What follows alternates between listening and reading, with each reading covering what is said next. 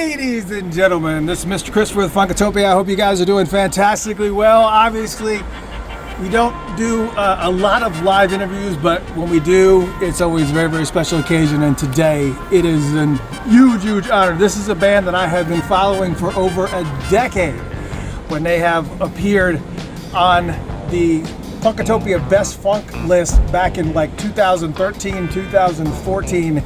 And they finally got here to Atlanta, so I was able to get in front of them, and I am like so super psyched to have them here, right now, here, live with me. Ladies and gentlemen, the Polyrhythmics are right here from Seattle. And they're in our little background that we call ATL. So here's what we're gonna do. I'm gonna go one by one. They're gonna give you their name and what they do in the band, and then we'll kind of do some general questions, and we'll start right here. My name is Ben Bloom, and I play the guitar.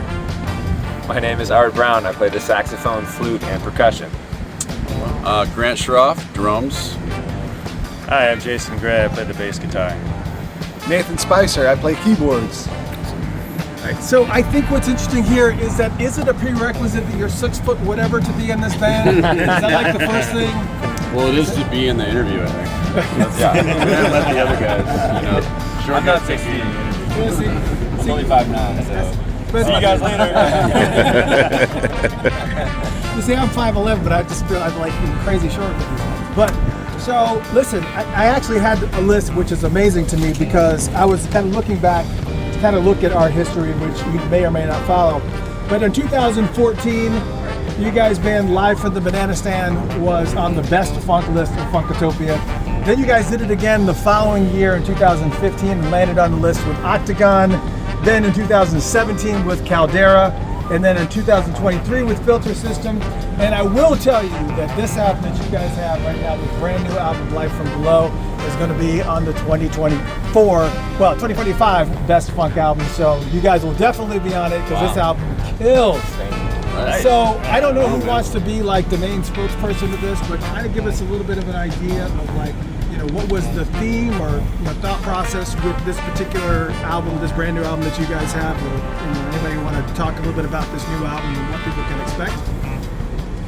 Anybody specific? We all want to kind of pitch in a little bit. Everyone's looking at me here. Nate, what do you got to say about the new record? Well, it's not COVID anymore, so we could actually work together as people, and that was very important to us to try to get the process together, kind of the old school way that we've gotten used to doing it. And creatively, there's a lot more input on this record than we've had in the past. A lot of spreading out the songwriting and just way more of a collaboration. We've been working together for 13 years, and it's starting to feel like it. So that was kind of a big deal for us anyway.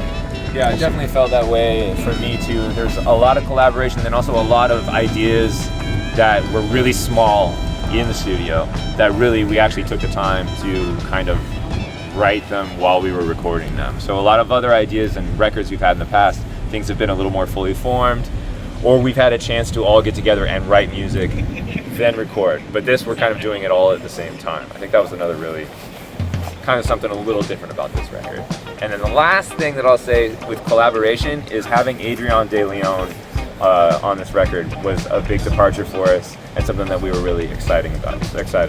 Adrian De Leon, beautiful musician, amazing person, singer based out of Los Angeles. So we knew her from some performance opportunities in the past. We knew about her work as a singer with other bands like Oregon and some of the things that she'd done with the new Master Sounds. We already liked what she did. We had kind of crossed paths, we knew about her, and so it felt like it was going to be a really cool color, like having her as a vocalist. And we don't really have a lot of vocals or any vocals on our previous record, so that was a big change for us in a good way, I think. Do you feel like it helped the songwriting process, or did you guys have to like completely alter a lot of the structures of the songs in order to cater to the vocals, or is she a part of the construction process when you're putting a song together with her vocals? It was a little different. I think Ben actually should speak to that because she was involved with Ben's composition from the record called Smoke and Mirrors, and so Ben was in contact with her and kind of closely writing the two of them.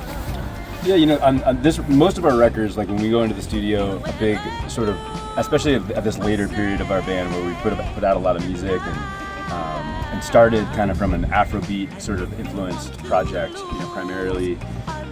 We're always sort of looking at what genres, what things can we touch on that we haven't done before, that we haven't explored, what things inside the funk sort of diaspora that we haven't really captured yet. And on this record, there's a few different new flavors, one of them being sort of a disco vibe, which that track Smoke and Mirrors has. It started as an instrumental track, and while we had kind of tracked it, we were just started throwing around the idea of, we've been wanting to work with Adrienne for a while, maybe we should throw her this track and just see what she does with it. So we threw her that track, the instrumental that we made, and she came back with some amazing ideas. Some beautiful vocals, some lyrics, some arrangement stuff, and we kind of completely rearranged it from what we had thought it was going to be into a different song based on the art that she sent us back. So real kind of true collaboration in the arrangement, in the writing, everything about it was kind of an interesting experiment that I think was really worthwhile for us and it was really fun to do. So who's like one of the, I guess it may possibly come from a variety of different places, but who is one of the primary go-to people for coming up with some of the names of the songs, like Yeti Said Go, Garden Gnomes, things like that? Who is like one of the primary people that's just like, you're like the go-to person for like coming up with some of the songs? Kind of all over the place. I mean, Yeti Set Go, that's Nate came up with that. I mean, it's I don't know. Do we have a go-to person? We have a go-to concept. The way that which is, you gotta name the song right away or it gets lost. Because we have so many songwriters that if you don't put a pin in it with a solid name, it's not gonna stick. That's always kind of been like really bizarre to me, is that thought process with instrumental bands. I know Orgone you mentioned Orgone, that they kind of go into that mix every now and then when they do like predominantly instrumentals, but they've always had a vocalist at the helm at some point in time. But I always think it's just Lettuce is another good example. But it's like these bands that do like a majority instrumental. It's like it bewilders me how you can remember an entire song structure just based on the name. It's because it's just there's got to be something who's like, oh, we're gonna play Garden Gnomes. It was like, what's that again? It's like, there's some people in the band that are really good at remembering those things, and there's some people that aren't, and we help each other in that respect. You know what I mean? So who's most notorious for forgetting how the song goes? Well, let's keep it I think everybody's forgotten a song or two here and there. Sure. We have, at this point in our career, we've made about 8 records. There's I don't know, almost close to 100 original songs and covers and stuff that are kind of in our catalog, and we're constantly going back to bringing old things back and playing new things, and I think that it would be hard to remember everything. Some things require a little rehearsal to kind of bring back, but for the most part, the song naming something as you write it helps it not become something like Funk Jam #1. Right. If we had Funk Jam #1 for 15 years, by this point we'd be at like Funk Jam number like 101. And that would be a lot harder to remember than a song like Mayo Kanye, which everyone can remember that. Everybody can remember Mayo Kanye. Yeah. Right. I can get that. I can get that for sure. Yeah. So I honestly did not look to see exactly the extensiveness of this tour. It's great that you're on the other side of the country. For those that don't know, they are a Seattle band. How big is this tour? How many stops did you guys go? Did you guys start over here and are working your way back home, or how is this all kind of working out? This tour overall through the end of this year is about 20 dates or so, a little bit more. And the majority of these dates are on the East Coast and Midwest, which is purposeful. You haven't been here in a while. It's time. There's people like yourself who've been waiting a long time for us to come to your town. And that's been an amazing experience just the last few nights we spent in North Carolina, and just meeting these fans that have just been waiting, and just, it's that kind of energy really feeds a bunch of old dudes like us, who are like, we've been doing this like in our own little world for a while, and it's nice to kind of connect with those people who are out there bringing our music to other people, and that's just, it's super, super awesome. Yeah, Atlanta's a little bit of a weird spot. about, but I will say that North Carolina has got this weird little nucleus of funk fanatics that are just in there, especially in like the Charlotte and Raleigh area. They happen to be just obsessive about funk, which is really strange for North Carolina. It doesn't seem like that's the place for it, but it is really ground zero for a lot of different things. Man, I am so excited that you guys are here. And tell me about, you got Sam Greenfield, that's opening up for you guys. Tell me a little bit about him, how you guys collaborated with him. Is it somebody different on every single stop, or is he with you for a majority? Who's going to be out? Yeah, for these 4 dates here, we've been touring with Sam and his amazing band, and it's kind of a new connection for us. But we really enjoyed having him out on the road, and we've been kind of co-headlining each of these shows, which has been really fun. And then we have different acts that we're working with in different spots. So we're not doing like a run with just one artist. Nothing like that. Oh, that's awesome. Who are some of the bands that you have that may be opening up for you or playing with you that you're a little bit intrigued about, that may be opening or sharing a stage with you in this interim, besides Sam? I don't really know yet. That's intriguing. So you never know what's coming. That's good. Well, yeah, I mean, we were really stoked to play with Sam for these 4, and then basically what's happening is we're going to take a little bit of time off and go home, and then when we come back, we've got a couple of shows in Florida, and then the Midwest starts. And so I think it's fair to say that we're all pretty interested and excited to see who we can link up with on those shows. We're really interested in being able to play shows in towns with bands in that area, and really see what's happening in that town.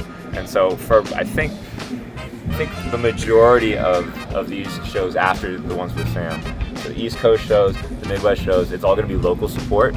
Gotcha. And so that's something that we're looking now, we're talking about it, and we're seeing what's out there. Man, I am again so excited that you guys are here in Atlanta. I cannot wait to see you guys perform live. This is the first time I've seen you perform live. Is there going to be any opportunity that this album or stops from this tour end up on a live album by chance, possibly?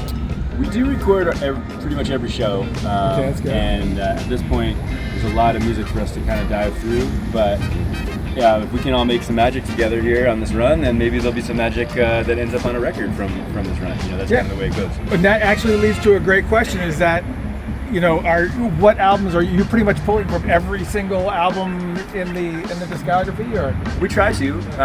At this, we don't play the same sets every night. We obviously have a new record that just came out, Life from Below, so we're going to be playing some music from that for sure every night.